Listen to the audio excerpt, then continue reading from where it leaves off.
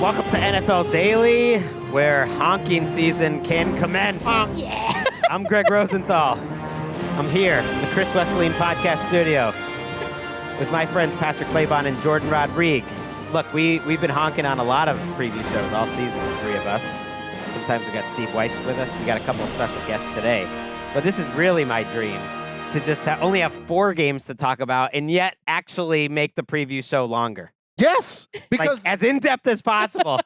to give these games the attention that they deserve and not the distraction of all these, Riff-raff. not that the excess games that we get and we get to discuss and talk about, but we can focus, especially for me. Drop their and all the folks out there with the attention deficit hyperactivity disorder. Shout out to us. We can focus on just a few games at a time. Shout out to Patrick. I know. The desk is already shaking, Greg. Let's not waste any time. Let's lay out the plan.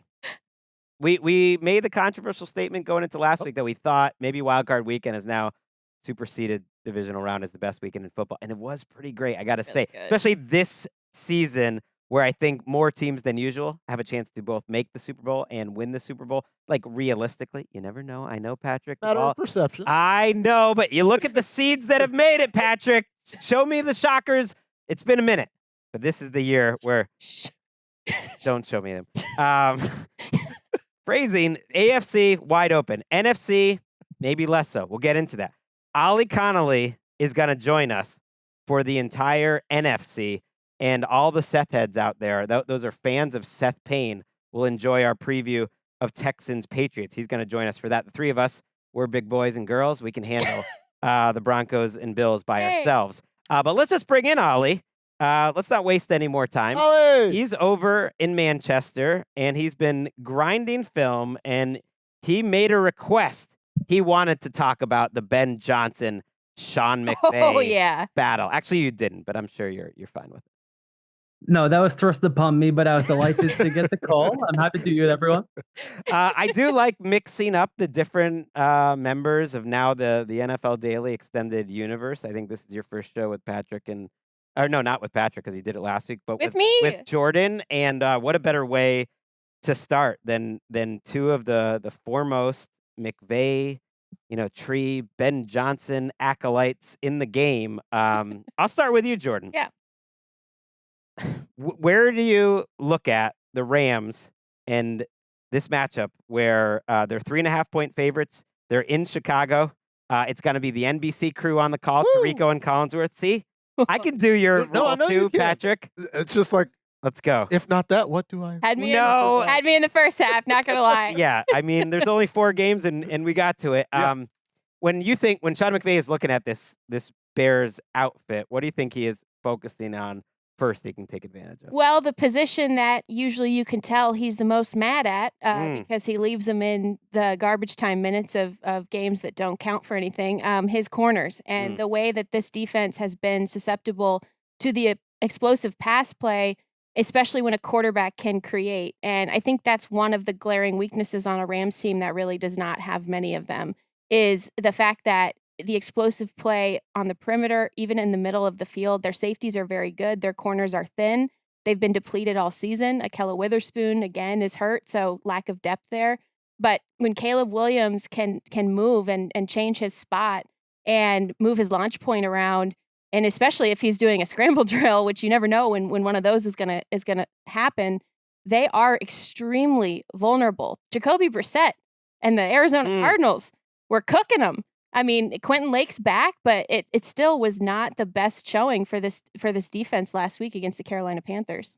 The concern for me, especially after seeing the Colston Loveland game that he just had. You were kind of a doubter early in the season. I was a doubter. There was a moment where you were kind of mocking the people who liked Loveland over Tyler Warren, which, by the way, is Ollie. You didn't know that. I took an early victory lap because I felt like I had my tight ends ranked pretty good.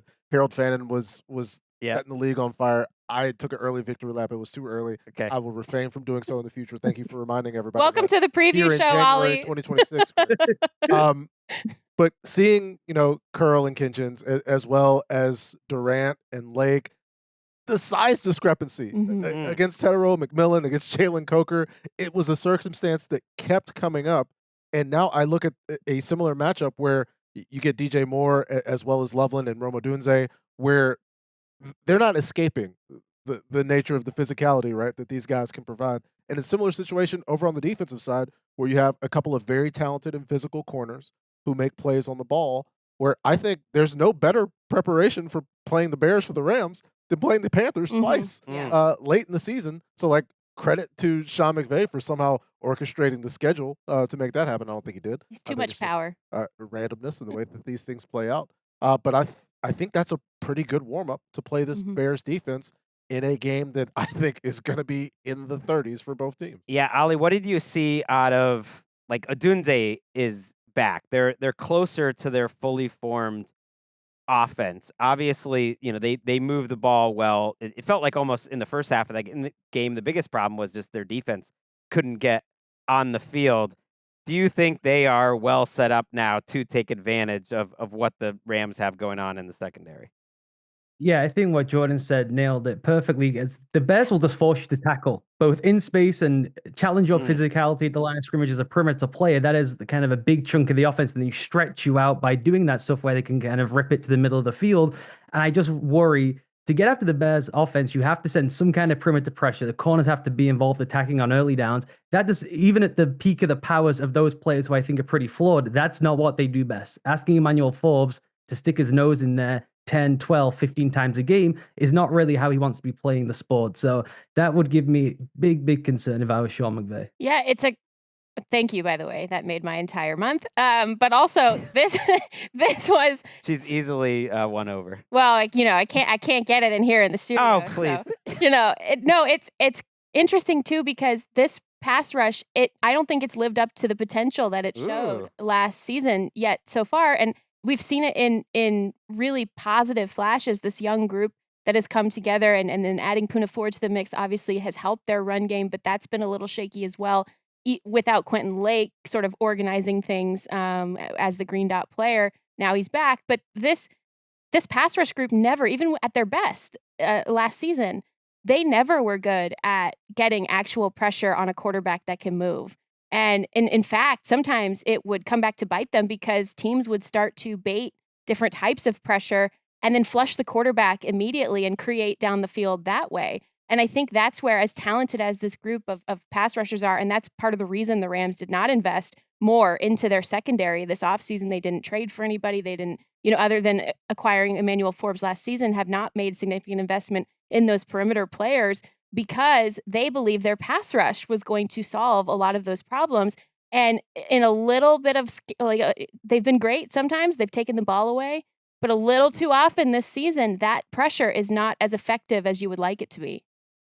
And that's the real challenge with facing the Bears, because you get caught in this bind of what is the correct schematic approach, which is basically like all-out assault attack mode is how you get after the Bears, versus what do we actually want to do and what fits our players. And do we just leave ourselves exposed if we go in full engaged attack mode and our guys just can't live up to that stand? I think that's the bind that Schuler's going to have go against Ben Johnson, where if he just commits all out to the blitz, he's then leaving those guys one-on-one in islands. But that truly is the way to impact Caleb in the pocket, disrupt his rhythm, force him to move to throw, which is where he has the all-world throws, but he also can be a bit scattershot. He might throw the ball your way, and it's really the only way to slow down the run game. That has been laid out now by Brian Flores, by the Packers 3 times. You have to send heat early and often, and you can shut the run game down. You force Caleb into 3rd and longs, you force him to hold the ball, and then he might just throw 1 or 2 your direction. And you're tough on the Rams, and I have the same general feeling watching them. It is true. It's kind of like I'm tougher on the Patriots, because when you look at the numbers in the end, like the Rams are the 4th most efficient defense in the league according to DVOA. They're ahead of Denver and Philly and some teams you think of as like the great defense in the league. And yet I agree with you. That is my experience, that the pass rush is maybe just a little inconsistent. And one thing that really stuck out to me, and I know it's a vastly superior pass rush to what the Packers had last week, but that Bears offensive line dominated, like, pass protecting. They're an underrated group. They just lost their left tackle, though. There was a reason why they were playing Trapilio, which we didn't really mention, that he is now not just out for the season, but it's going to have a long recovery, a patella tendon injury for him. So they bring in Theo Benedict, who was playing for much of the season this year at left tackle, who then had an injury but got healthy. He had his job usurped for a reason. I don't think he was playing great earlier. And I am wondering, like, if that offensive line can hold up enough, That's such a big bonus. Then again, like when you look at these two quarterbacks, they're kind of opposite in that, like if you look at Caleb Williams' stats against pressure, it's not that he's better against pressure, but compared to, because no quarterbacks are better against pressure, but compared to other quarterbacks, like you look at the advanced metrics, he's there like in the top 10s. He's right around where Stafford is, whereas Stafford is, all-world MVP when he doesn't face any pressure, and Caleb is way lower, by like the numbers, he's almost like a below average quarterback in some ways when he's not pressured. So they do have a quarterback in Caleb Williams who I think is playing his best ball right now and is relatively, well positioned to handle the pressure that the Rams bring. And ultimately, when they do bring pressure, what it does is you limit Caleb's options. And sometimes Caleb with limited options is going to be the guy that steps over a defender and throws a ball seeing eye in between four defenders, and the Bears win the game. Like that's the situation that I think that's at play, is when you have a quarterback with the athleticism to deal with that and handle that. Not that he's not capable of going through everything with four-man rush and picking up things, because Ben Johnson's going to put him in that situation. But when it has to be now, Ben Johnson is giving him those now options, and it almost simplifies things for him to the extent where you normally have to wait until somebody's 6th, 7th, 8th season to get to that. Ben Johnson has that available for the quarterback right now. He's elite at throwing the ball away. Is he the best guy I've ever seen at throwing the ball? Like, because I'm trying to figure out like his development and what makes him special. It's obviously the special throws, but to me, it's kind of the combination of preventing sacks, preventing turnover-worthy plays for the most part. I know he's had some, but it's quite low, with the big plays, with the throwaways, and the scrambling. And I think I want to see more of the scrambling. He's such a good athlete. What have you seen, Ollie, just out of his development, where maybe he is different now than he was in September, and how that can play out in this game against the Rams? Yeah, it's really one of the strangest development arcs where all the difficult stuff looks so simple and basic for him, and then sometimes he just misses on wide open, easy throws, and they can be short, intermediate, long, whatever it is. He just will miss by yards on really basic throws. I think what he does more than almost anyone in the league at this stage of the season is he makes the bad stuff right, and he hits just enough of the pretty easy open stuff. There's an awful lot of it in that offense by design, where guys are just screaming wide open over the field. But as Patrick mentioned, when you send pressure, it's not traditional pressure where maybe you're +1 and there's a free runner. He just makes guys miss all the time, or he bails out of there at an angle and he's so explosive and so quick to the sideline, you just can't hustle over in time. Then someone else has to come down. It creates a void for him to go and throw. So he just turns messy, bad stuff into not just like good, fine, we survive plays, into some of the greatest throws I think I've ever seen in my life. I rewatched that fourth inning when I did go back to watch all of Caleb Williams' throws and everything on all 22. I kept rewatching the 4th and 8 in every possible, and I just kept thinking how sick Isaiah McDuffie. Not that he's probably going to watch that, because it is Caleb's special speed that makes this possible. But McDuffie starts diving or loses his feet, going after him earlier than he really needed to, and it kind of is Caleb's unique ability to make that throw, but also just to get away from McDuffie. He had no business getting away from McDuffie on that play, much less making the throw. Let's actually listen to Ben Johnson. He's obviously gotten very close with Caleb and talking about how he coaches him in the big moments when Caleb's played his best. There's not a whole lot you need to say to him on the sideline. We just make sure we're on the same page in terms of what the situation is and what we need to accomplish and how quickly we need to accomplish it. But beyond that, it's not like he needs a pep talk or a rah-rah or anything like that. He's ready to go, and been saying it all along. He rises to the occasion time and time again. It's really impressive to see a young player like this be so clutch. Yeah, I love that. You could see that Ben Johnson has also sort of adjusted his rigidity as a play caller, and Caleb has had to learn and develop as well, obviously, but it's very clear that those two met somewhere in the middle in order to try to get the best out of each other. And when we go on to the topic of play calling, Ollie, I have a question for you, because last week against Carolina, there was this theory that was kind of being floated around, and you could see it when you watch the game. There was a little bit of force feeding happening to Devontae Adams, where even minus Terrence Ferguson, who was inactive with the hamstring, and that they still had their 3 tight ends that they've used most of the season. up and there was not a lot of 13 personnel being used. Instead, it was a lot of, Davante Adams and Puka, and a lot of missed throws to Davante Adams. And Sean McVay even admitted Monday in talking to him that, he wanted to get his shots up. Like he was talking to Davante about just getting back into the mix and getting his shots up. So very rare, by the way, that you hear a coach being like, yeah, we kind of force fed him a little bit. So my question to you is this, and I, of course, rambled in asking it, but the multiplicity of this Rams offense, we know it's there. They can play in all kinds of personnel and mix things up with size against a defense. What will work the best against this Bears defense? That's tricky to say, and I hope that's not too much of a cop-out, but the Bears completely shifted personalities last week against an offense that's going to look a lot like the one they're going to face this week. Now that becomes tricky when you throw out the curveball and you lay it down on tape for the greatest mind you're going to face all season long on offense. Do you go back to what you've done all season where he's had all that tape, or do you stick with the plan you had against the Packers, which was bespoke and distinctive to the Packers, but overlays pretty nicely to face against the Rams? The thing I always come back to the Rams, and you see just in-game, is as you mentioned, they can just pivot to whatever they want mid-stride. It's like drive to drive, who do we want to be, what's the right answer? And I thought the Panthers game was maybe the most telling one, whereas you mentioned it's not an awful lot of 13 personnel to open up with, and then as the game goes along, they crank back up to it.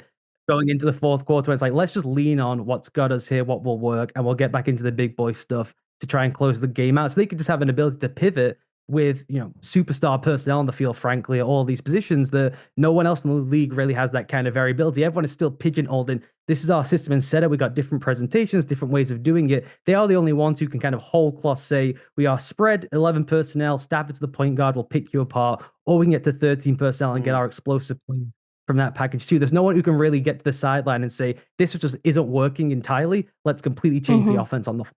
Yeah, you mentioned the bespoke game plan by the Bears last week. Like what did you see out of them? And they did look different, and it is one of the reasons why a recurring theme on this podcast this week is like, are we really sure Jeff Hafley's like a great defensive coordinator? Because who the defensive coordinator who impressed me last week? It was Dennis freaking Allen. The Dennis-sons. Although I'm not saying he should be a head coach. I guess no one's doubting that he's a very effective. I don't think anybody's there. Chris. No, he's a very effective defensive coordinator, but I thought he did a good job. Like, how do you think he should approach it? Because look, they still don't have a pass rush, obviously. They've blitzed like crazy. They're going to be without TJ Edwards, their linebacker, who's an important player for them in this game. Like, how would you want to attack them if you were Dennis Allen?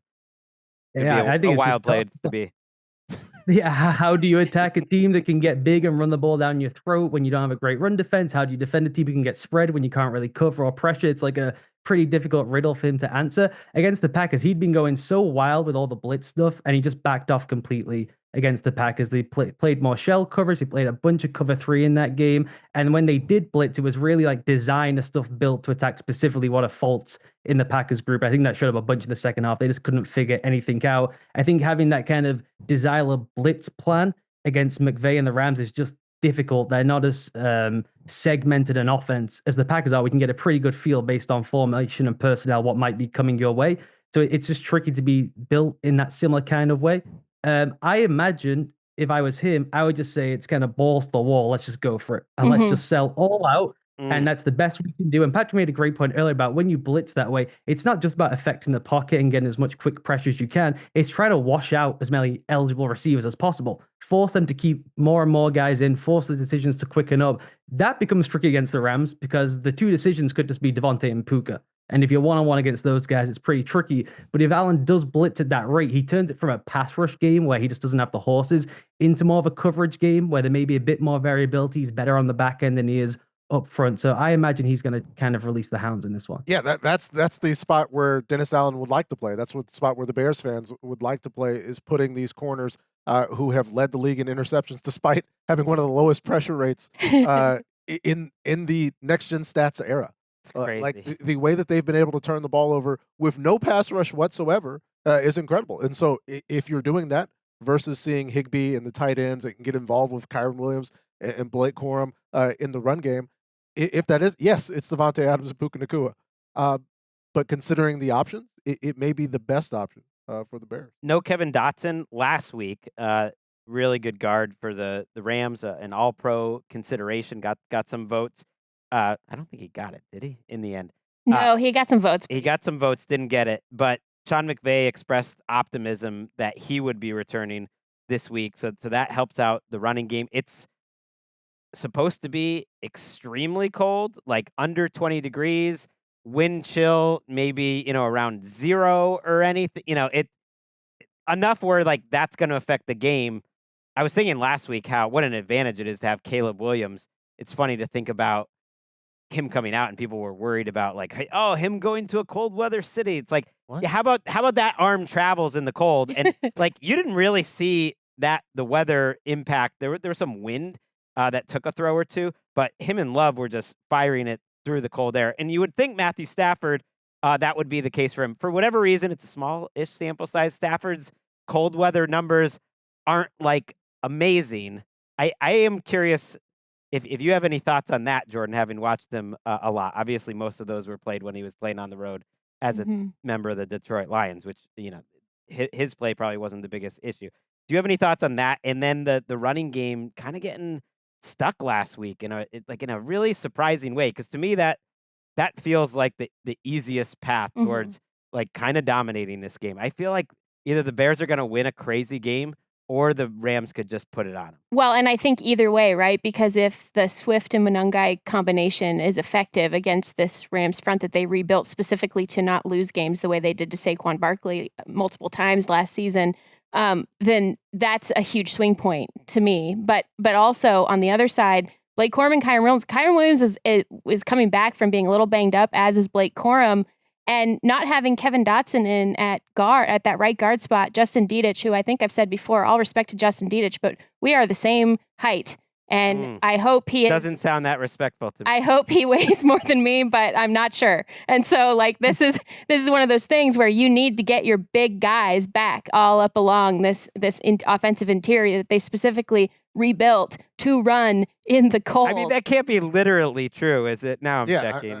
I've got to.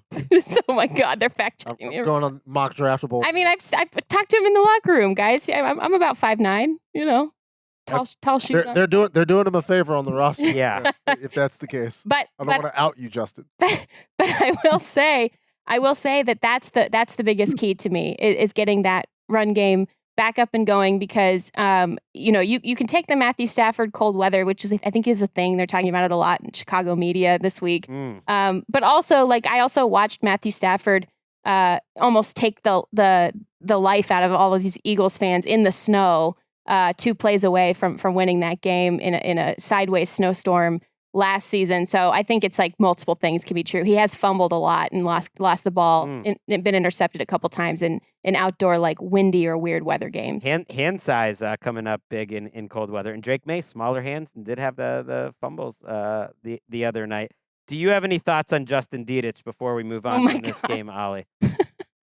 I did not have that many thoughts on Justin Dedich. I would say cold weather with a bad back. If the back's good, that's not great. Don't love that. My grandma would say cold weather, bad back, not great. The special team stuff in cold weather gets rough. That's where special team stuff usually shows up. Maybe it evens the playing field for the Rams, but they just have so many breakdowns all the time. It's not abating. It's an institutional failure at this point. McVay doesn't care about it. He's trying to show he cares about it by firing someone in season for the first time. It's not fixed all the issues, fixed some of them. And so that, I think, is a big point. If they have special teams breakdowns, the bad weather, that's where you get into this fluky turnover game where I think the Bears can hang in it. Are you taking the Rams here? We're not picking all these games, but why not? I'm going to make you pick this one, Ollie. It's a tough one where everything in my sensibility is saying the Rams just make so much sense on paper. But when I shut my eyes and picture the NFL films, America's Team, what does the documentary look like? Wow. I just have an image of shirtless Ben Johnson, Caleb Williams on the podium, a rah-rah speech. That's what keeps coming to me when I shut my eyes at night like a sad man. So something in me just says it's like Team of Destiny stuff with the Bears. So despite all intuition and facts, I will oddly pick the Bears. Ollie, I don't think you're alone. I think that image comes to a lot of people's minds when they shut their eyes at night. Wow. A lot of Bears fans, certainly. There's a lot of darkness to be drawn from, obviously, from shutting your eyes, but the world in general. If you shut your eyes and you see a positive image of a happy coach and a player and a fan base, that's You're winning. There's good stuff. I got to pick the Rams because I have all year, but let me mark my words. This is a chaos game in waiting. I've seen too many of these things with that quarterback and that coach. This is a chaos game waiting to happen. This is also, for everybody listening, what Jourdan says before the Rams score 21 unanswered points. Yeah. By the way. But also what I said before they lose to the Panthers. You just say it in general. I see maybe them going away, that the Rams are ready to play their best football. Yeah. And the Bears, I mean, they had to catch a lot of breaks to beat a faulty team. But you're right. And it is the capper of the entire weekend. This is the Sunday evening game. The timing a little different, a 6:30 East Coast type of game. And speaking of, great news and winning, Justin Dietich on Instagram, the account is Justin_Big Daddy. Big Daddy. Love confirmed that. Big Daddy. Okay, let's take a break. You can get Patrick's pick on Game Day View. Oh. How about that? You're not allowed to make the pick here. Let's take a break. I'm like Herb Street on Canada. Well, I'm calling the game because of my moral quandaries. No, we'll be making all the picks on Game Day View. Check it out. NFL Network, Friday evenings. We never plug Game Day View. Let's talk 49ers and Seahawks after the break.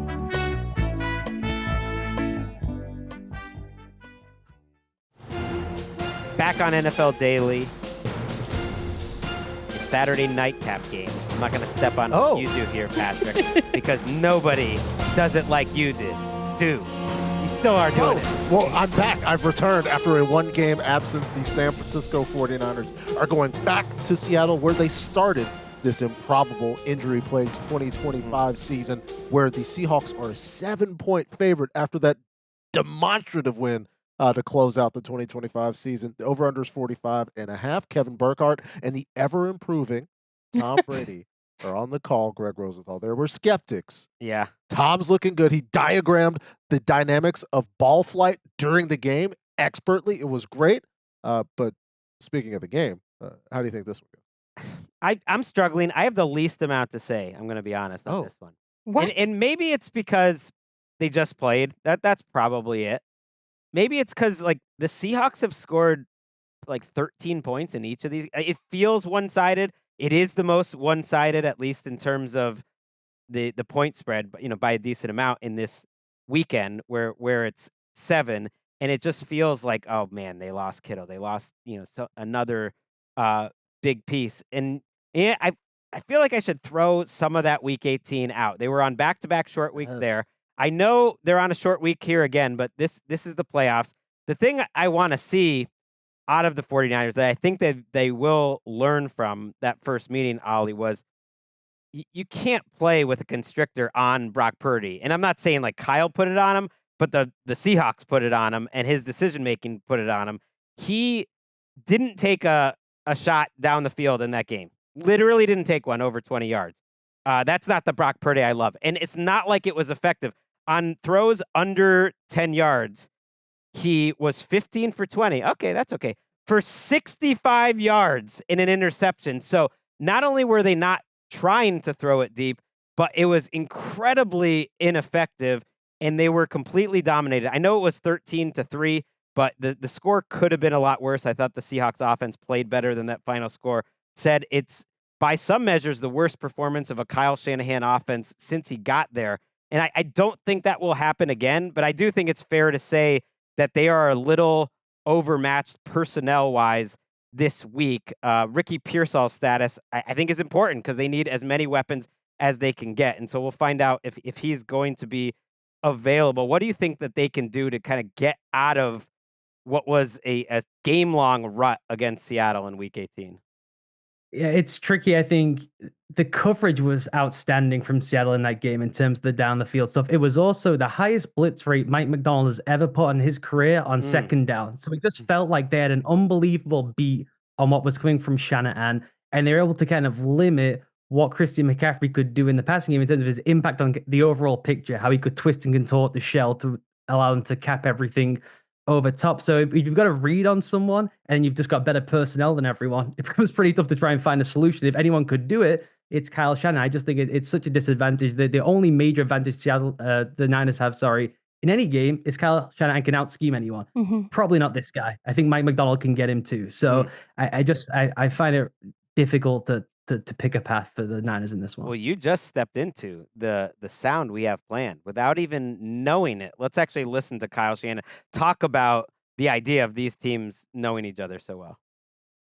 You definitely can't overthink it, but it's also at the same time kind of hard to overthink. Not anything has gone down since the last game. Well, they got to watch 70 or so plays of whatever we did versus Philly, but we get in late, whatever, and there's one game for us to watch, and that's the one that we all watched last week. So you only can watch that so much. We know each other very well. We played against each other a ton. The schemes, even last time we played, didn't change much on both sides as opposed to week one. So I think both teams got an idea of exactly what to expect. I love it even more because it was a split too. Some of these iconic, like Shanahan and McVay matchups, for example, they would always be, you can't beat a team 3 times when you finally see each other in the postseason, and that was the Rams calling card during that Super Bowl run.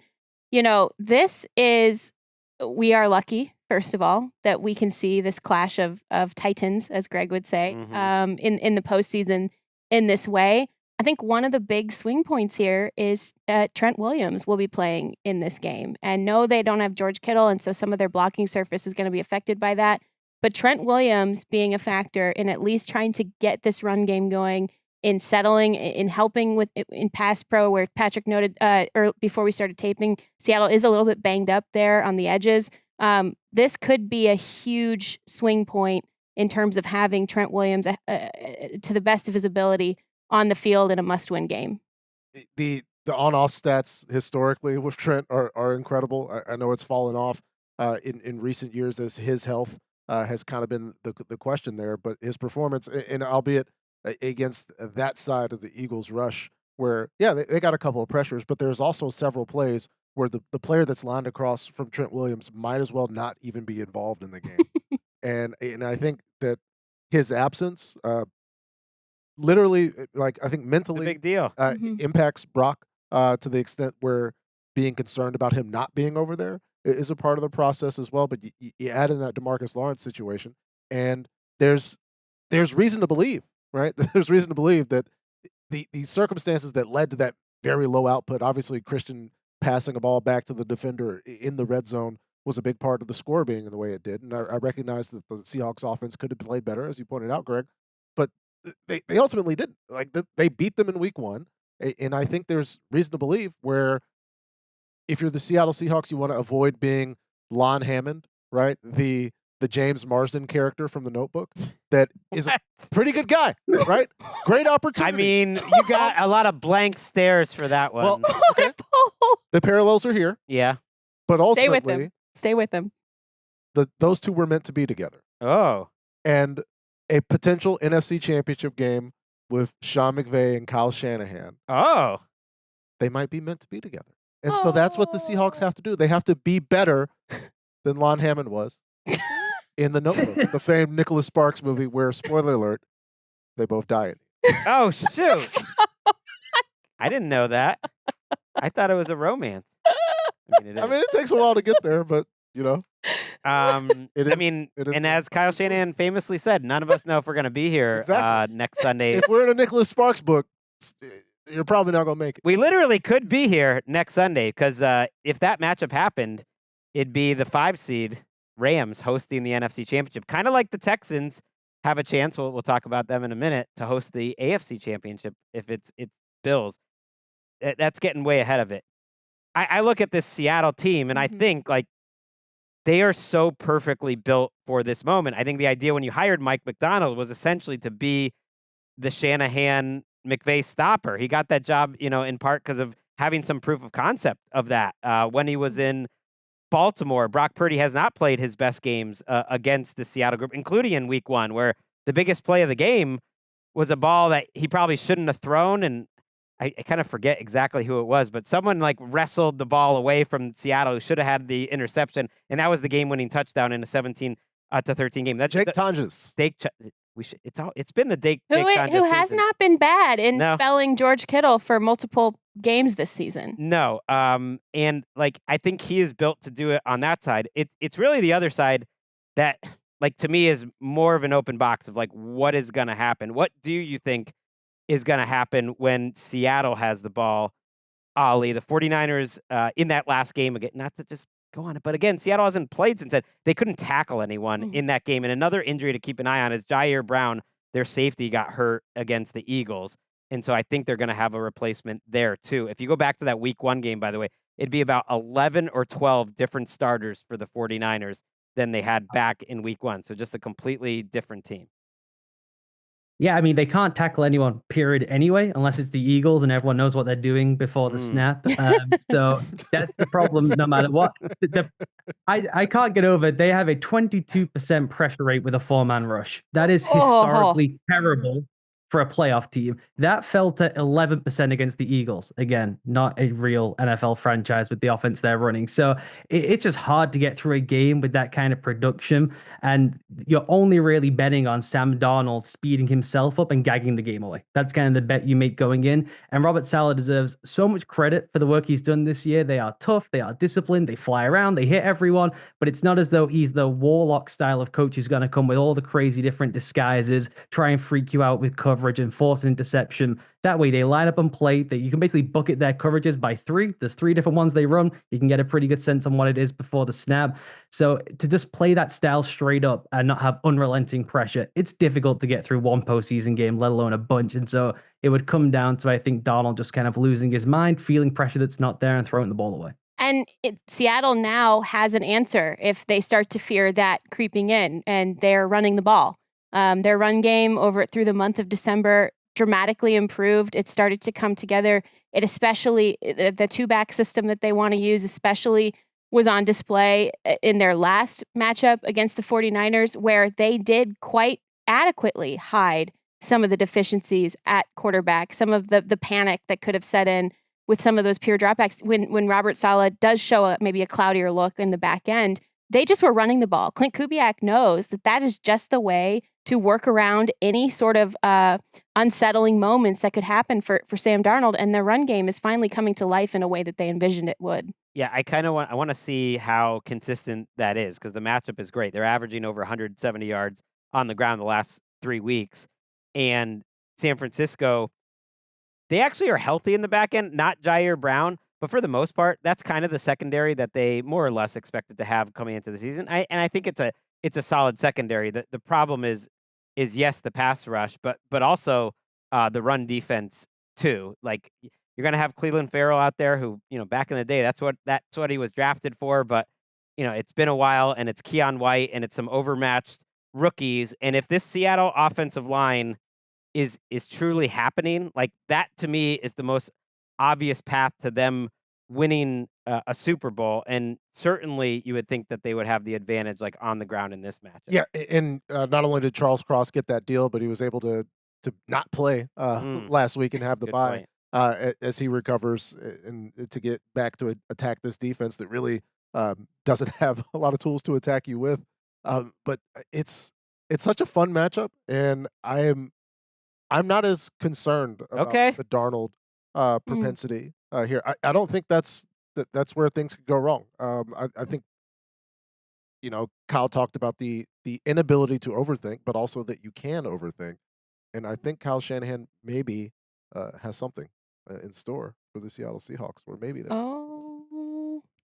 I'm picking up. Kyle's playing receiver. Just some out there and run some routes. Just some surprise. Or use check out wide. I do think, when veterans talk about, handling the bye week and all that stuff, they talk about, like, how hard you need to go during that bye week. And sometimes maybe, like, a young coach, an organization that hasn't been through it, maybe could struggle there. What is your Darnold concern level entering the playoffs in general, and especially in this matchup?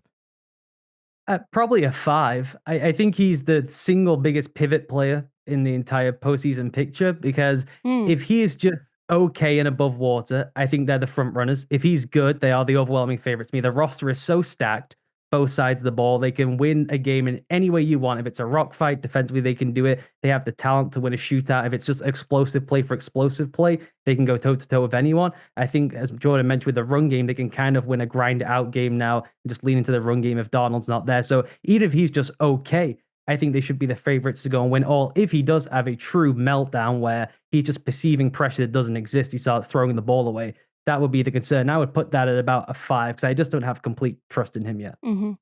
Yeah, I think that's a good way to put it because his ceiling is so high, and in part because he's not afraid to throw it. Like the resilience from this guy, I think, is exactly what you want if you know that the floor is that low, right? Because you have to keep playing. You have to wipe it the way that he has been so good at just almost like the Men in Black like flash thing. Like it's almost like he doesn't even remember it ever happened. And so I think that that's really important because you might have moments like that. They have more answers to, settle him down when if he does have moments like that. But he also just wipes it. Like he just forgets. And there's a great feature out right now. My colleague Michael Sean Dugar, who just wrote a Seahawks book as well on the Legion of Boom era, about Sam Darnold and sort of the way that he tries to clear those things from his mind. I think that he's maybe one of the best quarterbacks who's going to be in this next round of the postseason at actually doing that. And it's a really, really underrated gift to have. He's had to, though, which is the problem. He's had so much trauma, Patrick. It's like, I think Purdy is like that, except he's just better. Yeah. But he's going to have to be a lot better. On 7.2% of Sam's pressure dropbacks, there was a turnover, either an interception or a fumble. Is the highest rate in the NFL. So there it is. If the 49ers can, and that's the biggest if in the postseason at this juncture, if this team that on to a historic level cannot get pressure before, somebody, I guess, falls down and they get to Sam, maybe the ball comes. It doesn't even feel like it's an if. It's just not going to happen. And I'm leaving open a room for Brock and Kyle kind of as a tandem because that is and Tonjes. Yes. Don't sleep on Tonjes. Tonjes is really, really good. Yes. He is not George Kittle, and he doesn't give you the same kind of threat in the passing game as Kittle, which then springs the run game because you're worried about him leaking out. But he destroys people in the run game, and that's really important to me. And he is pretty frisky and shifty at the top of the route, and I'm going all in on a big Jake Tonjes game. Okay. The week one Jake Tonjes game-winning touchdown, when we all had to Google who he is, it was foreshadowing to get to this point. And you said on Blue Sky, I believe, that Kyle Shanahan deserves to be in the Hall of Fame in general, but the job that he's done specifically this year. And if you think about where the 49ers were kind of coming into the year, the thought was a little bit like this is almost like a retrenchment year. It's very similar to what happened to the 24 Buffalo Bills, and that they ended up being much better than people expected. And that's even before the injuries happened. This was supposed to be sort of a rebuilding-ish year before the injuries happened. And so in a one-game playoff, it's why the NFL is so great. You have an all-time coach. You have a quarterback whose ceiling, to me, is sky high. Like the very best of Brock Purdy, if you can get that for 4 quarters, he could just lose his absolute mind together with an all-time Hall of Fame Christian McCaffrey. I'm not even going to call him a running back, just a weapon. Like that is the route to making this interesting. And then the Seahawks in a close game, a situation they haven't been, in as a group, maybe feeling it a little bit more, and it's late. There is a little bit of the 49ers have a little bit of the same vibes of the Bears of like nobody expected us and it's all gravy. But don't forget about this one very important fact. You brought it up earlier in this segment, Greg. It is a future Hall of Fame coach. It is one of the best coaches we've ever seen coach in this league. The way that he's coaching right now, the best of his career, facing the best challenger he's ever had. And that's important. I love it. We're going to be doing this live on YouTube. We're going to be recapping the Saturday games. So that's the one coming up that we're going to talk about, Buffalo and Denver, and then San Francisco and Seattle. That's me and Nick Shook. And by the way, we've heard from the listeners who are like, where is it? First of all, you can find it on, I'm tweeting it out and I'm putting it out on Blue Sky. And so the links are there. But it's on the NFL feed, and if you want to watch it later, you just scroll down on the NFL Daily page, and it's under collaborations. But I know we got kind of promoted on that one. People have been saying that they couldn't find it. Also, NFL Daily YouTube. That's what I mean. The search will take you. Google and YouTube have a great relationship. It's actually the same thing. So there we go. Ollie, unless you have any big last points you want to make, you hammered it home today. Enjoy your week on the Read Optional podcast. Everyone, check out his Substack as well, and enjoy the games. Thanks, Ollie. Thank you, guys. That was Ollie Connolly from Manchester. We got great guests all show. After the break, you will hear us talking to Seth Payne, former Texans great.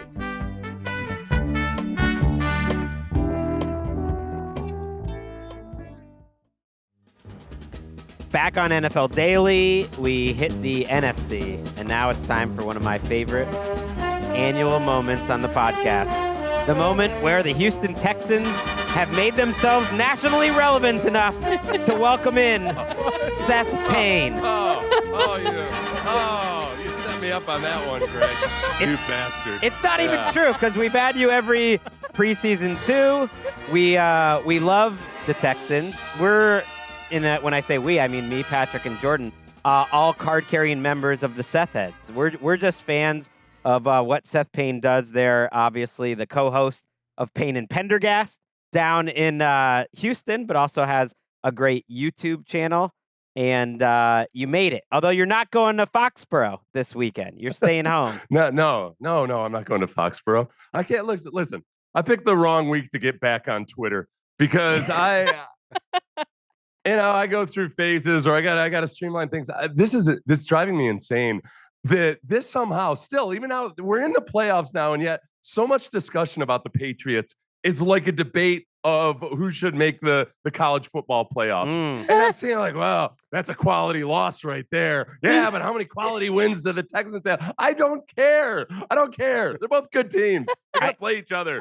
They've got strengths. They've got weaknesses. I agree with that. It was like the Texans haven't played blank offense in a while, but the Patriots haven't played this defense. And then I also saw from one of my favorite Texans follows, which is an account called, I think, Houston Stressins or something like that. I love them. They were very upset that they saw the NFL.com picks, and 6 out of 10 picked the Patriots to win the game. And honestly, like, they were aghast and they couldn't believe the level of disrespect. And they were just shocked. They were like, I thought everyone would know the Texans. And I'm thinking, like, this is what we're taking for disrespect that our friend Grant Gordon and whoever else is making those picks, Colleen Wolfe, that 60% of them are taking the Patriots, in case you're curious, Patrick. Well, it's the weight. It's the weight. And so if there's one, all it takes is that amount of disrespect. If you hit that critical mass of disrespect, then you know that the team and the fan base can try extra hard and be motivated to win the football. That's what I love. That's right. Chips on shoulders is what we're about here. Yeah, Houston Stressins, his handle is @Texans Commenter. He's a really good source he's basically a part-time producer for our show without getting paid. No, we'll never pay him. He wants that on the record. And now he needs to hold out. Yeah. Good to know. And these two teams, they're trying to go where, they haven't been before. Obviously, it's a unique situation for this Patriots team with such a young quarterback and a first-year head coach in Vrabel. But for the Texans, and I think this is true of an AFC field where I divide up these 4 teams, and I think they've got all about an equal 25% chance to make the Super Bowl. Because I think maybe the teams where I give a little bit of an edge to are on the road, which is like just a small disadvantage. And I can't remember ever having any conference have a feel like that. Is there kind of a sense with this Texans team, which is on such a run after starting 0-3, that, like, compared to the last couple of years, that the ceiling is a championship, that it is a little different this year than maybe the last couple divisional rounds that they've made it to? It is. And, that doesn't mean there aren't some serious concerns and reservations about how complete the football team is. If they win a championship, it's going to be a defensive-led championship, and that's rare. Go back to the 2015 Broncos or the Legion of Boom Seahawks, and this team still doesn't even have some of those same elements. There's some things that have gotten better in the second half of the season offensively, as we watch Sheldon Rankins about to go for a touchdown here. Which that play, by the way, Sheldon Rankins absolutely destroyed the left guard. It was beautiful. Oh, yeah. That was the best part. If you want. So I get distracted by it. The whole thing is the offense is mediocre, and they've had their moments. The offensive line has improved drastically, but it's because they were so bad last year, and I'd say they're an okay offensive line this year. Can you ride a defense through the playoffs, feasting on turnovers, scoring on defense, all those things? That's what I would be nervous about. But this defense is also capable of doing some really special things, and it makes it exciting. It's such an exciting defense to watch, and it's such a lovable group of guys that you just kind of you throw reason out the window a little bit and say, you know what? If there's anybody that can do it, it's this squad. Yeah, in the way that they do it, it becomes like a topic of conversation where the questions to Mike Vrabel this week are about, the familiarity with Josh McDaniels and all of the crossover between the staffs and the organizations. And Vrabel's like, well, they play a pretty similar defense to the way that they've played it. And they're not trying to hide and disguise a whole bunch, which makes it fun to watch, where when Hunter and Anderson are on the field, like the way that they are going to pressure and attack the quarterback, which is why we're glad that, to remind folks, a little bit of the stakes and the circumstance. This is a Monday Night Football crew. This is Joe Buck and Troy Aikman, with New England being a 3-point favorite at home. The over-under is 40.5. You feel like that's disrespect, right? Well, to the Texans, clearly. You see it as disrespect. I see it as motivation. Just trying to the choice of crew is disrespect. No, the line. I appreciate you checking there because Gregg is known to take maybe a swipe at the crew, but I do think the line is to generate the most action and the most income for the gambling institutions. But just in terms of the way that they play, love to see it, Jourdan. I am concerned about this Jake Andrews situation because it's not just last week. There's been some adventurous Texans snaps all season. There's been accidental touchdowns. One that C.J. Stroud scored, where you wonder there was a bounce pass snap to C.J. Stroud. It seems like that kind of hilarity for both teams because we know Drake Maye can hold on to the ball against some long edge rushers that are going to get the ball out, where the hilarity may decide the game, and both teams are prone to do it. Yeah, this is going to be a fascinating matchup to me because both of these teams have similar strengths, and the Texans have one glaring weakness where the Patriots have it as a strength in terms of their passing game. And yet the Houston Texans defense and pass rush specifically might nullify that to where this is good on good defense playing each other. This is going to be a clinic in teams that do not miss tackles, as Gregg mentioned the other day. It's also kind of strange that both of these defenses, for as solid as they're playing, and I've been on the record many times, Seth, saying that the Texans defense is my favorite defense in the league because they know that they're not hiding anything from you. They're just better than you. And they act like it, and they are joyful. I was in that locker room when they were here in Los Angeles, and I had the best time. It was so much fun talking to those guys. They're such good guys. And so this to me is like the Houston Texans, if they can neutralize Drake Maye enough and get to him enough to force these little underneath concepts, then you don't even get a shot to exploit the weakness of this Texans defense, which actually, strangely, a little bit susceptible to the explosive pass play. Yeah, that's the big one. If you were to ask me, okay, what are you nervous about in any given week with the Texans defense? They're top 5, top 3 in just about every major statistical category. Explosive passes or explosive plays allowed, they're around the middle of the pack. So it's not like they're awful at it, but that is one of the things that they're not top notch at.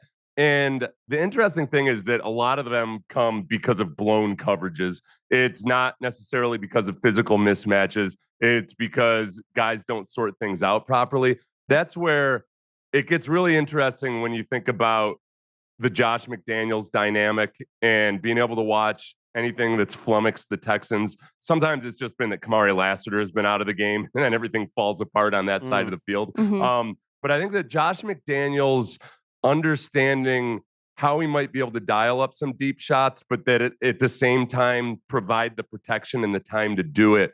And that's where I think Drake Maye's running ability comes in, not in his ability to run for positive yardage, because obviously he can do that, but in the designed run game, which, we've seen them do. I was just watching the Bills game. I'm only through the first half. So I assume that works out swell for the Patriots. But, early on, Drake Maye has that designed run. Last week, they ran a little, or it was a couple weeks ago or whenever, sometime in the last couple weeks, they ran like a veer option in short yardage. That kind of stuff and using it to set up play action or just to take a little bit of pepper off the edge rushers. I think that's something that Josh McDaniels is going to scheme up this week. Some of the misdirection in the backfield can be a weakness, or at least at times, some of the bad moments for either Danielle Hunter or Will Anderson. That's one way to get them. Yeah, I'm not saying you can do it consistently or it's a huge weakness or anything, but it's, if you try to double team them both, then you got 3 guys out on routes, and it's hard to spring a play that way. They've been reticent to use Drake Maye like that all season. Everyone's kind of been calling for it. And I think that Bills game you point out, that the very play you even point out, was actually, I think, a turning point where it was like, okay, maybe they're doing the Josh Allen thing that they did when Josh Allen was young in Buffalo. It's like, once you get close to the very end in the biggest games, now we start, bringing this out. And I think they're going to have to, because the physical mismatches in terms of just pure talent, in terms of the receivers, and Kayshon Boutte's underrated, and Stephon Diggs, that's a great revenge game angle. Also a revenge game for Jake Andrews, by the way, former Patriot. It's going to be locked in. Coming back. You just think it's such a mismatch. Let's actually listen to a clip I saw on the Texans Twitter feed this week of just the defensive backs, which I just thought gave a feel to the spirit of this incredible Texans secondary. Hold on. Let me tell y'all the stats. We really got the best DBs though, and can't nobody mess with us. Go ahead. Just like that. Hold on. Let me tell you something. Nothing. First team all Nothing. First team all right. First team. We had 3 TFLs in one place. 0 points, 0 pass rate. Pick 6. And he just that boy. Mask up. He that boy. That is Kamari Lassiter and Jalen Petrie, Derek Stingley, and Kalen Bullock there as well. And actually, I would recommend everyone watch the whole thing, because we couldn't play a whole minute of it, but they are delightful, and they might be the best secondary that we've seen since that no-fly zone in Denver. Yeah, well, the interesting thing about that video, too, is you see 4 guys there, right? And you think, okay, well, they're in nickel a bunch. They got 5 defensive backs on the field. Where's the 5th guy? Nobody knows. Nobody knows who the safety opposite Kalen Bullock is from week to week. It started off, it was going to be Jimmy Ward. Then it was going to be C.J. Gardner-Johnson. Then it was going to be Jalen Reed, the draft pick, but he got injured. Yeah. Then we got Miles Bryant. We've got at least 5 different guys have played that other safety position. And again, going back to Josh McDaniels and trying to figure out how do you exploit the rotating crew of safeties opposite Kalen Bullock. That's one thing that I think that Josh McDaniels might really be looking hard at. 100%, Seth, because they're going to go back to this Steelers tape, and one of the few positive plays that the Steelers had was doing exactly that. The second Jalen Reed left the game, unfortunately, due to that injury, they sent DK across the middle of the field, protected just long enough to exploit that intermediate / deep middle, because the corners, they don't travel. They pass them off, I think, very well. They pass their coverages off very, very well. But when you don't have that safety in the communication chain, sudden change coming into the game as a substitute, or maybe he's just not, quite up to the standard based on all the people that were supposed to be playing in front of him. That's a problem. That's the exact little spot on the field. You look at the heat chart. Patrick and I were geeking out over the next gen stats heat chart. That's exactly that area right there where that safety is supposed to carry on that communication chain, and help is supposed to be there on these digs and daggers. If they can protect Drake Maye long enough, that's something to be very, very cognizant of. I just don't think they can protect Drake Maye long enough to get to those plays.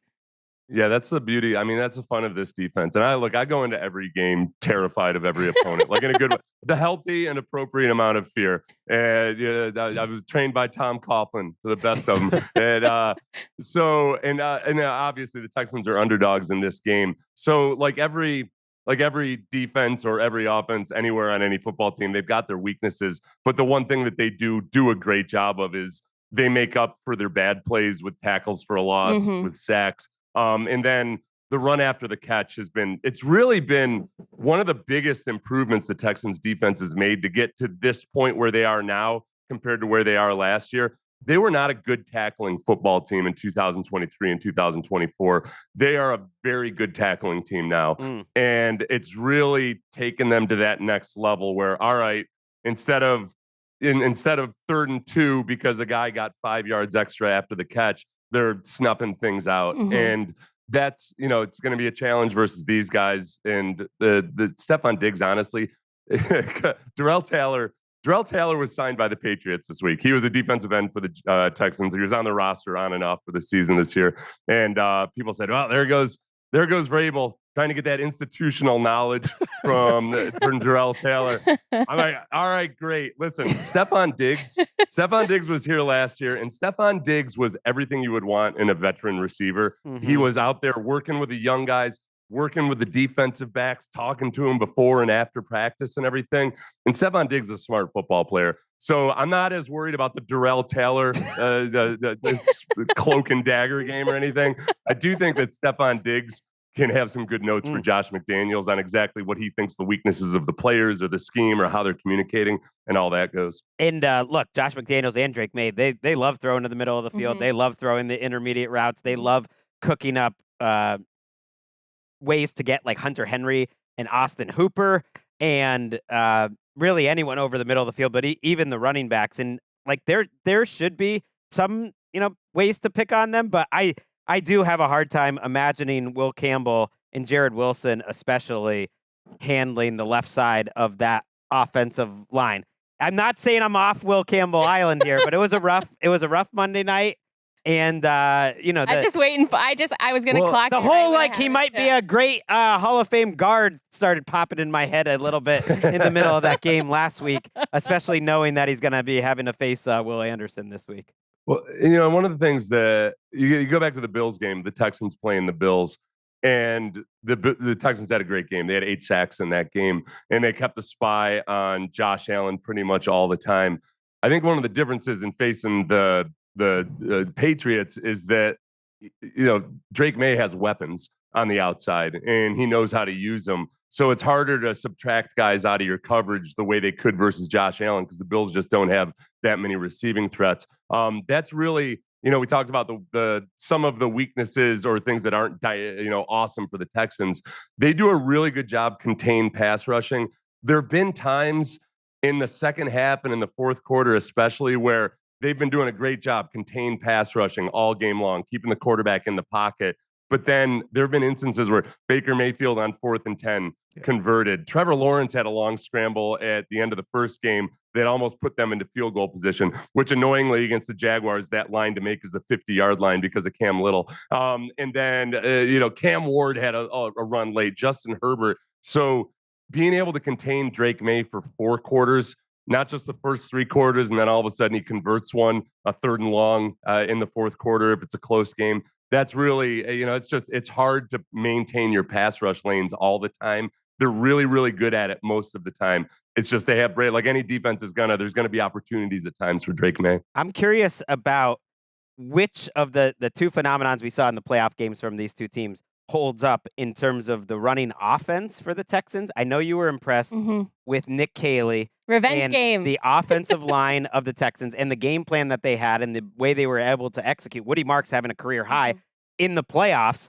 And whether this Pats run D, which has been all over the place this year, for the first 10 or 11 weeks, they were getting way too much credit of no one's had over 75 yards against it. But a lot of it was game script and the fact that it wasn't all just talent, but they fell off a cliff. We're one of the worst run defenses in the league down the stretch. They get Robert Spillane back, who is absolutely crucial to their run defense. They get Milton Williams back. They get Harold Landry back, and they were awesome against the Chargers. So I'm kind of curious, which of these 2 phenomena, because that would really help out C.J. Stroud if they can get Woody Marks and Nick Chubb going this week. Yeah, exactly. And Seth was just talking about the quarterback being a threat in the run game. I'd like to see C.J. Stroud move with more confidence and actually pick up those gimme yards when he sees them versus panicking like he did this past week. The run game that I think versus run game versus run defense, it's hard because neither of them have been consistent.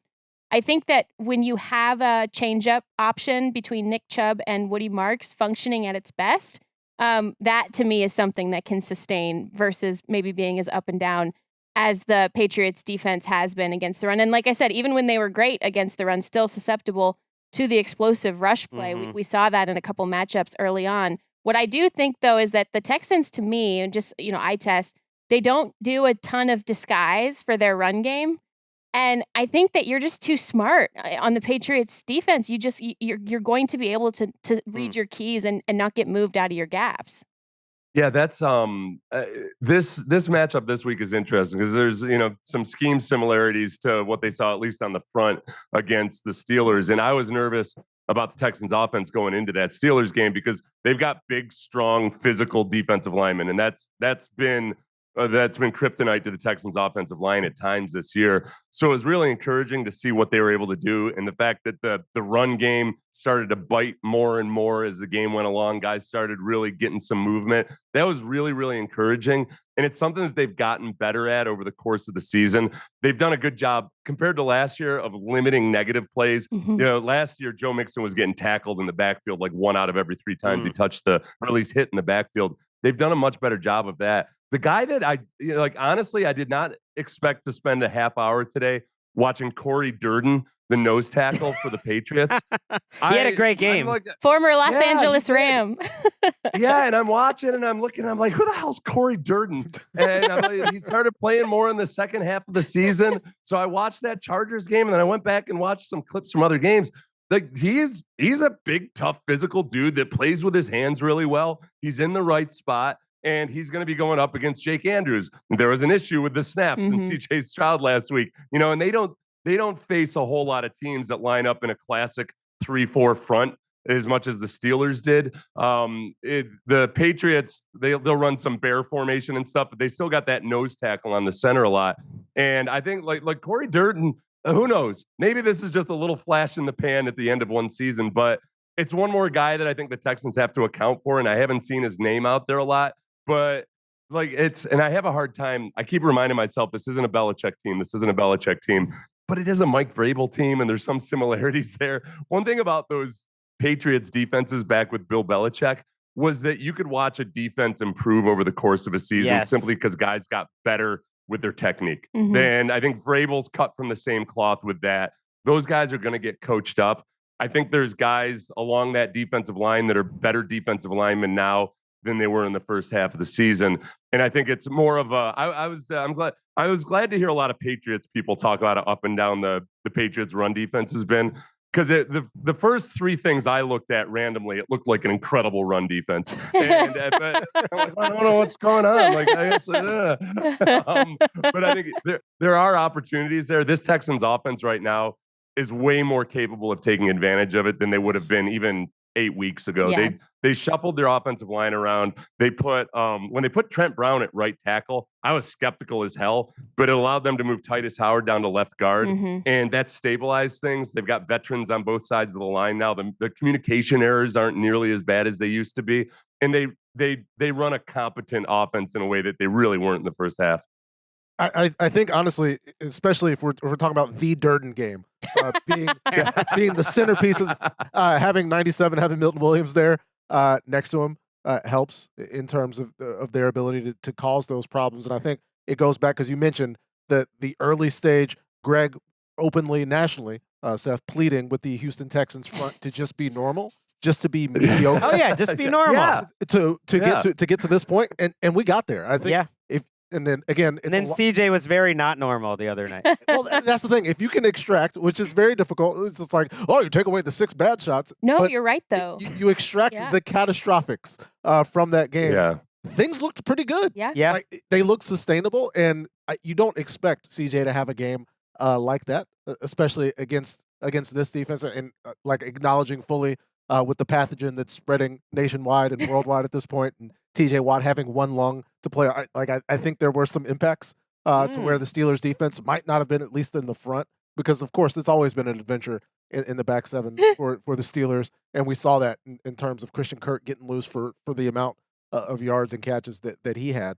But there's some positives to take away from that performance where the Texans should feel confident in Stroud's ability. I want to read a text that Seth sent me at 7:15 p.m. Monday night. And this was a lot of pressure on the Texans because we knew Seth is only coming on the show today if they win. This is the point of the game where I believe it's 7-6, and it felt like it should have been about 40-6 at that point.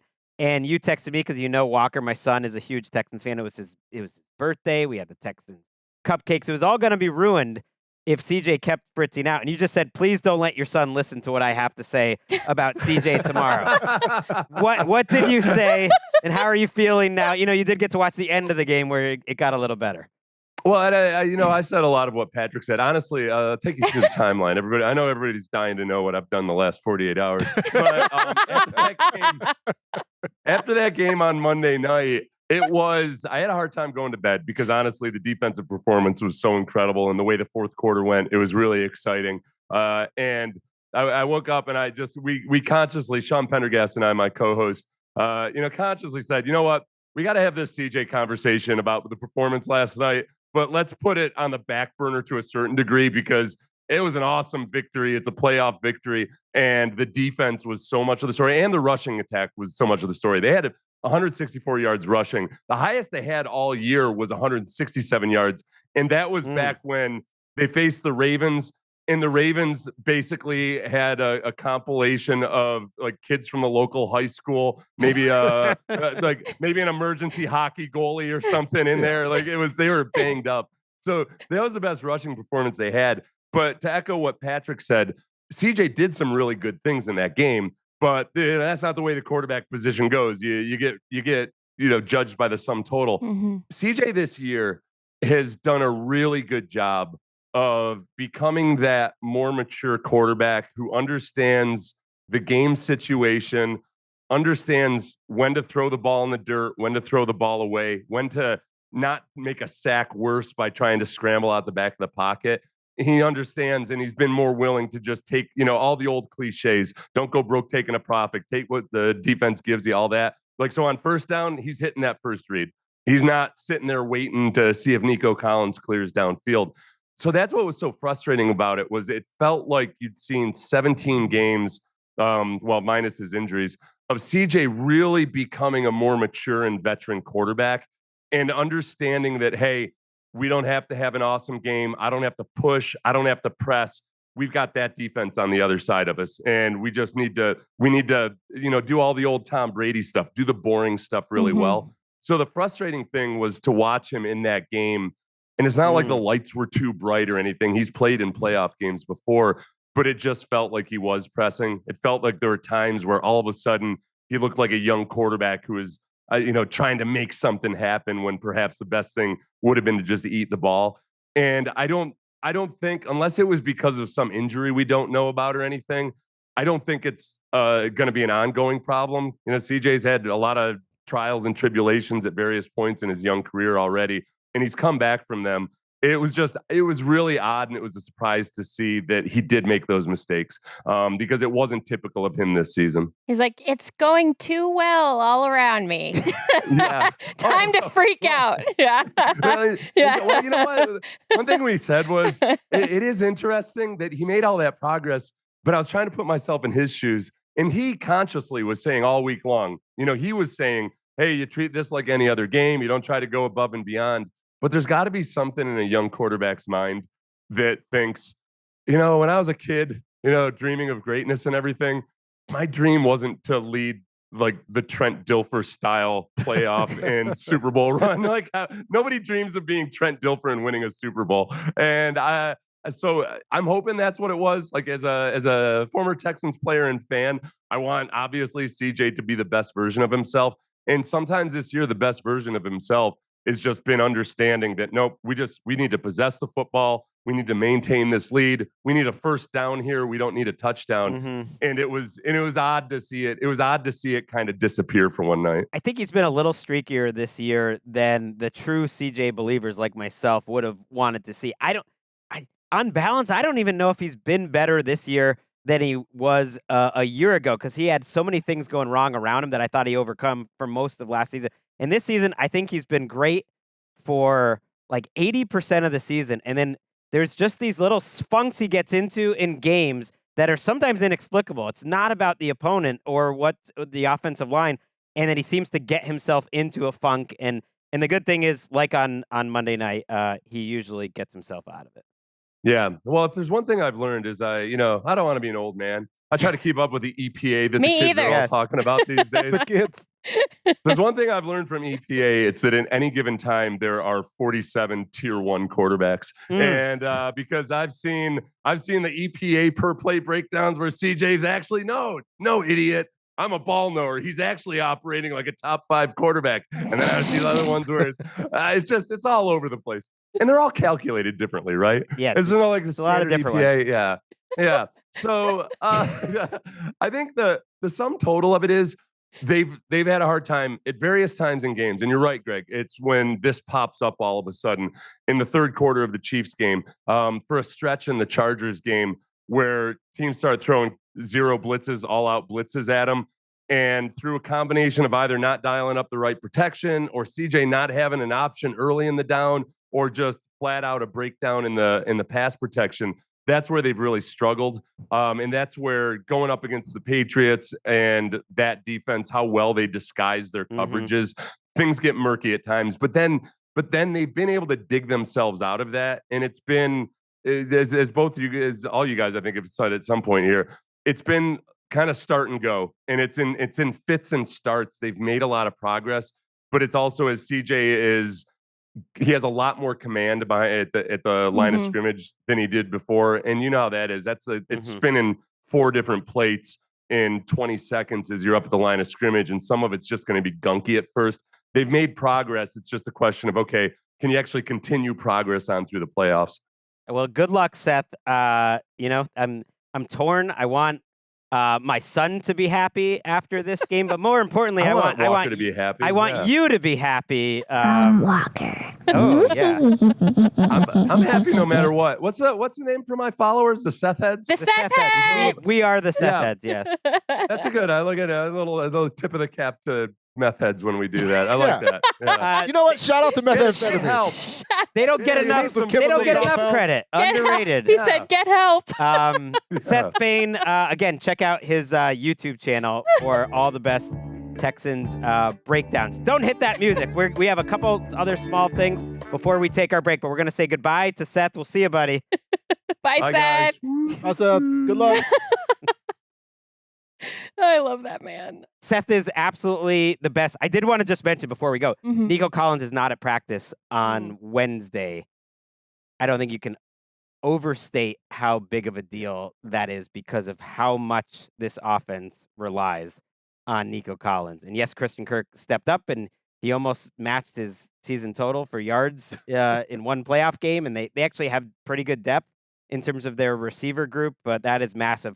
And they're young. That's the thing. Right. Yeah. Whereas Christian Gonzalez is at practice Wednesday. He is in the concussion protocol, so there's no guarantee that either one of them will play or necessarily miss the game. But obviously, it's not looking good for Nico Collins. And yeah, I checked a little weather update we're going to have for all these games. No precipitation. Probably going to be in like the high 20s, like mid 30s as Foxborough goes in January. Seems like it'll be okay, but both these quarterbacks weren't very accurate, in the wild card game compared to where they normally are. So I don't know if that's the cold or if it was the situation, but you just want to see them on point. I would love to see that, Greg. I really would, but I'm not going to sit there and expect with these two defenses playing the way they have been. I'm not actually going to expect a ton of accuracy from either of these guys, frankly. Yeah, it's accuracy. It's all relative, right? To the circumstance, your speed, your direction. How motivated you are. Yes, how hard you would like to play. Well, you just don't see Drake Maye or Stroud, for that matter, miss too many layups. Accuracy is kind of like their calling card. It was, Drake Maye's this season, and they missed just a few more than you expect. And Drake Maye is going to throw it in there into tight windows, which he'll probably have a lot of. All right, let's hit the music now. As we go to the break, he mentioned Corey Jourdan. I did want to do an exercise of just naming team players playing significant minute and snaps for the Patriots this year. In this last week, Jack Gibbons, Corey Jourdan, Craig Woodson, Charles Woods, Del Pettis, Jelani Tavai, I think people know him, Marty Mapu, only one snap for him. Eric Gregory got 10 snaps, Leonard Taylor III, and Elijah Ponder. Meet your New England Patriots. I feel like a lot of people aren't familiar with these men. Del Pettis, Troy Trode. Oh man, Dirty Del. He comes with the hits. That's what Tom Curran calls him. Ooh, we got the long version of the song. It's the chorus. Oh, this season. Hell, this show. It's been a journey. We've arrived at our final game to talk about, but it will be the first game on the divisional round slate. If you're on the West Coast, don't make too many Saturday plans. You gotta get back home by early afternoon. Yes. Not morning stuff. So you are able to get your non-football activities with the young folks. Perhaps if your job is football and consuming football, and you have multiple children who are a little bit extra at times, you burn some energy. But yes, Saturday at 4:30 on CBS, Jim Nantz, Tony Romo on the call for the Buffalo Bills at the Denver Broncos, a rematch of the playoff game that ended the Broncos season in 2024. The Broncos 1.5-point favorites as of our discussion right now, Jourdan Rodrigue. 45.5 is the over-under. Did the Denver Broncos make the necessary changes and adjust in this season to do what they were not able to do at the end of last season, beat the Buffalo Bills? Well, so here's where I have to eat some crow. Because the Bills are playing like a more complete team than I ever thought was possible on defense, especially heading into the most crucial time for them to be doing it. I said at the very beginning of the year, my biggest worry about the Bills was going to be this defense. They proved me right a lot, but we also talked about when it comes time to get into matchup-specific football and building bespoke game plans for your opponent week by week by week, which is not something you can do very often in the regular season unless you are like Bill Belichick with Brian Flores as your defensive coordinator. This is exactly what the Bills are doing. And Sean McDermott is so gifted at it. And it's the battle of the Seans. It's the battle of the old guy Seans, right? And this is going to be, I think, the Bills making a statement about who they are going to continue to be through the rest of the postseason. I started thinking about this question of age and experience, and I think people like kind of put meaning on things after they happen. Like, well, experience mattered when it's an older team, but then when they lose, it's like, well, they're old. Is that recency? What's the word for it? Recency bias? No, anyway, yeah, I don't know what the word for it is. Like correlation, confirmation bias. Confirmation bias. I was like, I know it's one of them. And like if the Bills had struggled last week, like they were old. But when I looked at who are the best defensive players for the Bills in that game, it was Tre'Davious White. It was Matt Milano, I would say. Who else am I forgetting of the old guard? It was Shaq Thompson, who hasn't been there forever, but is an OG absolutely McDermott crucial. Guy. Greg Rousseau would have to be in that mix, and he's definitely younger. But you've had guys, Ron Johnson is another one, that just have been in this system and are maybe able to go out and execute that bespoke game plan. Why has bespoke become kind of a thing? I feel like the last 5 years has been big for the word bespoke. Here's what I love about it, because especially when you're talking about... No one ever said bespoke until like 5 years ago. Now it's everywhere. But I love the word when it comes to talking about football, because it's sort of like a fancy word a little bit. It's like bespoke, right? But then it also means badass freaking defense in this case, which is what I love about it, because they were so technical with some of the things that they were doing, and some of the things they're going to continue to try to do, Patrick, because they want to confuse Bo Nix. They want streaky Bo Nix to emerge. They want to disrupt that really awesome connection that Bo Nix has with Courtland Sutton. They want to get the spots off and the like the landmarks where receivers are supposed to be in this Sean Payton offense. They want to disrupt timing and those spots on the field where they know he wants to throw the ball. They did all of those things against Trevor Lawrence, who also has elements of that offense predicated on all of that being intact. They messed it up with a lot of their rotations post-snap and with the way that they could maximize these older players in a bespoke way. Yes, and I think the way it's not superfluous, if I could say it, oddly enough, the usage of the word, because it highlights you need a particular set of circumstances to be successful within this defense. You need to be prepared for certain things and certain matchups, where we talked about the Houston Texans, where it's, all right, here's what we're going to do. We got dudes. These dudes are relatively young, not to shout out, as a person who's 2 months older almost than Aaron Rodgers. Like I realized I can't call anybody old anymore. But this is the exact opposite in terms of the way that a defense is approaching an offense in a playoff game, where, those guys were ready for what the Jags had in store.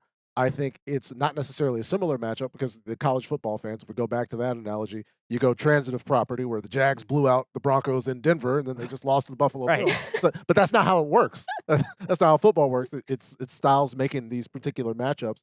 And it's another set on a shorter week where they have to install and digest an entirely new game plan against a different team that attacks defenses in a different way, where there can be some doubt that can creep in. And we've seen Bo Nix play at an exceedingly high level, getting away from Micah Parsons to the extent that Micah Parsons gets hurt, trying to chase and corral Bo Nix. And do the Bills have that athleticism to provide that sort of issue? The problems that they gave the Jacksonville Jaguars were on the back end. I do think they need to be better up front to cause similar issues to this Broncos. Yeah, they got to keep him in the pocket. He's one of the best. His numbers of throws on the move is where he is at his very best. I guess you do this show long enough and you just get old enough that eventually you become what you hate. That's me talking about myself. And that's why I think that time of possession really matters. Oh, I got so old that eventually I became complimentary football guy. How does it feel? what was the biggest step in that process, Greg? Just thinking about that the best offense for this Bills defense, for them to execute the type of game plan and for this defense to get away with it, essentially, is for Josh Allen in this offense to just stay on the field. I thought last week they had 3 or 4 long drives. They had, and some of them didn't even end up that well. They had a 5-minute punt drive. They had a 6-minute field goal drive. They had the 92-yard drive, of course, as well. And I thought that just, first of all, if you're not as talented, and I don't think this Bills team is as talented as their opponents these 2 weeks, that's one way to do it. And I think it puts younger quarterbacks in this circumstance, like Trevor Lawrence and Bo Nix, like each possession matters more and you're having to do more. And then I also think it helps the Bills defense specifically avoid, having to face a great running game. Now, last week, they held up against the Jaguars, but it was really more the Jaguars just weren't on the field. Again, this week, it's a team that doesn't run the ball well, but the Broncos can go on, exceedingly long drives just passing the ball. But if you think about that game last year, I know it's very different, but the time of possession was so crazy in that game. It was over 40 minutes for the Bills, and I just think that's really important. And it's not necessarily all going to be the running game, but the Bills' running game has to be better this week. And you would think that it's both Josh Allen, hopefully if he's 100%, but more importantly, James Cook on the ground and these short passes to Khalil Shakir of just like Allen and Shakir seeming like they're just like playing football with their friends at points last week. It was just like, let's just keep throwing it to Shakir, 3 yards, 4 yards, 5 yards, like whatever it is. Just hold on to the ball. And I think that sort of complimentary football is like the route for this Bills team to go pull off an upset. How does it feel? Your new. I mean, I finally understand what Mark Schlereth has been saying all these years. No, I don't know why it has to be Schlereth. It's really the announcers we grew up listening to who just would talk about time of possession and complimentary. Well, I like the point because this is also Vance Joseph is going to throw a lot of stuff at this offense, and he's going to throw a lot of looks. They're going to try to do everything they can to disrupt exactly that. The patient style of football. We always talk about when do you press the button with Josh Allen? Well, it's on the whole game in a game like this because you want to make sure that the threat of him on the run is activated, not necessarily to bite off these explosives, but the threat of the run that adds dimension to your own run game that then helps you pick and pick and pick and pick away under this defense and from what they want to do. Now, they will be playing tighter than a lot of the Bills' offensive guys have faced, although there's been a lot of disrespect for that Bills receiving core through the course of this season. And so it's not going to be as easy to pick away in the passing game underneath whatever the coverages they're playing. Instead, it's going to have to be the run game, and it's going to have to be everybody is activated across the surface, including the tight ends, including the receivers, including getting the best performance that you could possibly get out of this offensive line that is typically very, very good, but has had some up and down moments. Right, that's the thing. Like, if they get in these third and longs, that's part of what I'm talking about with time of possession, everything. Yeah. Spencer Brown is not playing well, their right tackle. He has gotten beat down in a few different matchups in a row, including last week. I think it was mostly against Travon Walker. And him matching up against this Broncos pass rush in like obvious passing situations sounds like a total nightmare. But if you can go heavy personnel, and last year it was a lot of the running backs and the tight ends against the Broncos. If you look at the numbers this year, it's the same thing. Like, they're not great against tight ends, and the Bills have a bunch, which is important because they don't have any receivers left. Yes. Like, Tyrell Shavers played in this game with a torn ACL. Like, that was the state of the Bills at receiver, where they needed Shavers to come back in and actually play. That's so sad. With a torn ACL. Hopefully he has a great recovery, because there were flashes to what could be the future for the Buffalo Bills. But now the present, like, it's Brandon Cooks, like the entire plane ultimately getting constructed out of Brandon Cooks and Khalil Shakir, where that's the strength of this Broncos secondary, as much as the officials openly hate Riley Moss. It's really the strength of, they haven't called as many penalties late. I think Riley Moss is getting some love late, maybe not just from the officials, from the ball knowers. We know he's played well. Let's just bring up the status officially. Tyrell Shavers, who, by the way, played more than half of the snaps when they had 2 receivers on the field. He was basically their younger version of what Matt Collins was last year. Their great blocking wide receiver who can make some plays here and there, running down the field. He's out for the season. Josh Palmer, the big free agency pickup, who going into last week we thought might be available, he is now out for the season. And then Gabe Davis also tore his ACL in that game. He's on injured reserve. He's out for the season. So you mentioned it's Cooks, and Keon Coleman's going to have to play, but more importantly, it's Kincaid, and it's Dawson Knox, and it's Jackson Hawes, their blocking tight end, and maybe they're going to roll out Alec Anderson again. I was thinking about, like, their 6th offensive lineman. They stopped doing that this year when they were kind of the first team that was really making that look cool last year. Like, maybe bring that back, because to me this is a let's load up and be tougher, because they're not winning any of those matchups on the outside. And if I would think Jourdan is going to see a lot of Shakir in this game. Well, Shakir's going to see a lot of him. Right. Yeah, I don't know if it's the other way around. I do, like, that's what I mean, because the perimeters are going to be so tight against these receivers. Everything has to happen, like, between the hashes and in the seam, essentially, and maybe a little of the screen game can get going. We've seen that be effective sometimes, but it's really going to be, can we push you around along the line of scrimmage and get some medium stuff in the air happening to our tight ends? I think between Allen and Roach, as much as the edges can be an issue, and to have athletic edges is a necessary thing against Josh Allen, but you go back to that 8-sack Houston Texans game where Rankins, as well as Danico Autry, had a great game in that matchup in limiting Josh's options to step up. But as you said, is this going to be? Are we going to get 20 Josh Allen dropbacks like in this game? It's got to be. I mean, you're going to have, if you fall down early, you will. Yeah, and so that's sort of what I mean. Like, slow it down. And you've seen this a lot. I think this could play into the Bills' hands. That the Broncos, their offense takes a minute to ramp up. Like, there aren't many games that the Broncos have had that, like, start to finish, the passing game has been rolling. And you would think in this matchup, and I am curious, J.K. Dobbins is practicing.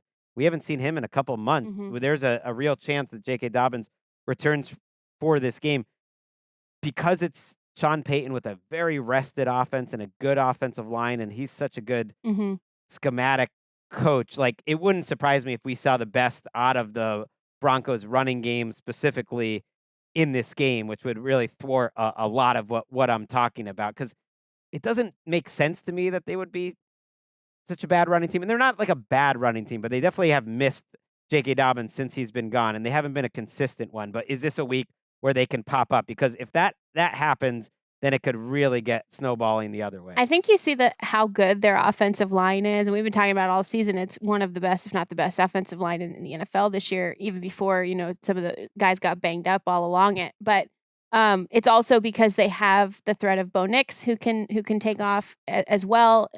You really expect this run game to be way better than it is. And it's not bad. That's the thing. Like you said, it's there. It can be effective some games, and some games it's just really not. And I think it'll disappear for entire games, which is surprising. Yeah, and so that's the thing, is that to me has been one of the most confusing things about the Broncos. And yeah, the injury to J.K. Dobbins, that's significant.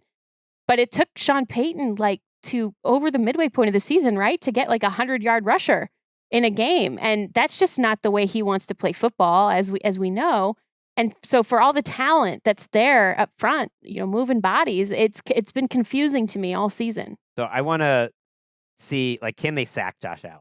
Because what really stuck out to me from Josh Allen last week, especially when I went back to rewatch, just everything was so fast. Fast decision-making, fast twitch movement. I mean, the throws were obviously fast. The decisions, everything was very on it.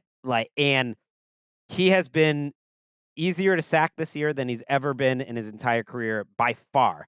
And this is the team with the most sacks, I believe, since 2000. And I think they have one of the highest sack to pressure ratios. So yeah, they get pressure, but they also really finish when they get near you. And if you can get those negative plays, I'm even thinking Josh Allen did take a 12-yard sack last week against the Jags, and they didn't even try to. It was very rare to see that from the Bills. They almost didn't try to get a first down on that drive, and they punted.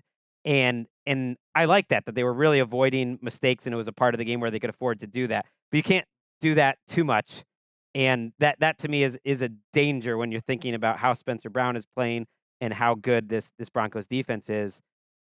We just got to see if they are truly capital E elite. Are they there with the Texans and the Seahawks? I have my doubts, but you can go prove it. And they haven't played a real difficult challenge in a while. Remember I was on this one a month ago?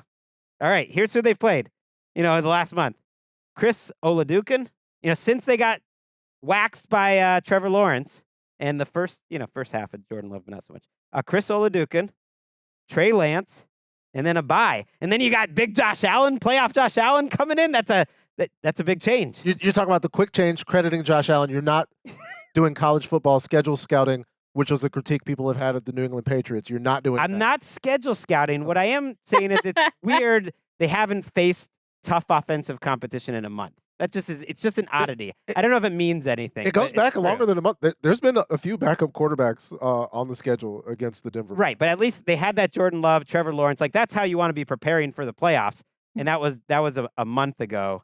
Who knows? Maybe it doesn't matter. But if ever there was going to be a team that's been playing and playing top competition who gets off to a fast start, I do think there might be something to that. We talked earlier in the show about how some of the top defenses in the NFL this season are still very susceptible to explosive plays. The Broncos are not. And yes, sure, some of that does come into play. How explosive were some of the offenses that they've been playing? But everyone gets a say, right? Everybody's paid, as the coaches like to say. And this is a team that does not give up explosive plays, the fewest in the entire NFL this season. And so I think they're for real. I mean, I think they are for real, and don't have some of the weaknesses that some of their counterparts might have. Right around 1,700 players last 2 seasons. So I guess you could multiply that times 2. Nobody's had more quarterback hits than Zach Allen. Ooh. That's wild. I guess because he's on the interior, he gets a chance to physically impact the quarterback a lot, but nobody. That's a good stat. I like how early in the week all the Broncos fans and Sean Payton were talking about how they're the underdogs and they're disrespected. And then, as you like to point out, Patrick, it's all about making that money. And unfortunately, too much of that money agreed and went to the Broncos. So now they're favorites, and now they're no longer disrespected. They can't say that they're the underdogs. So he has to find something else to be mad about, and I think he did, Greg. Yeah, because they get Drake Greenlaw back, and Sean Payton asked a question this week about Drake Greenlaw's impact in the run game.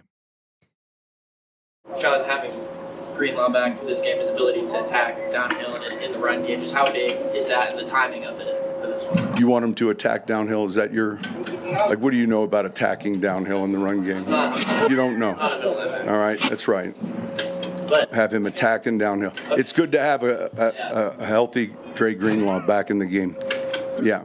There's a smile on his face, folks. He's not. And, hey, shout out to Luka Evans, who had Lincoln Riley at USC so GD shook that he started canceling media availabilities, running away from folks. Oh, that's who asked that question? That is right, yes. I do think that that multiple things can be true, as Jourdan Rodrigue would love to say. Maybe Jourdan Love would too.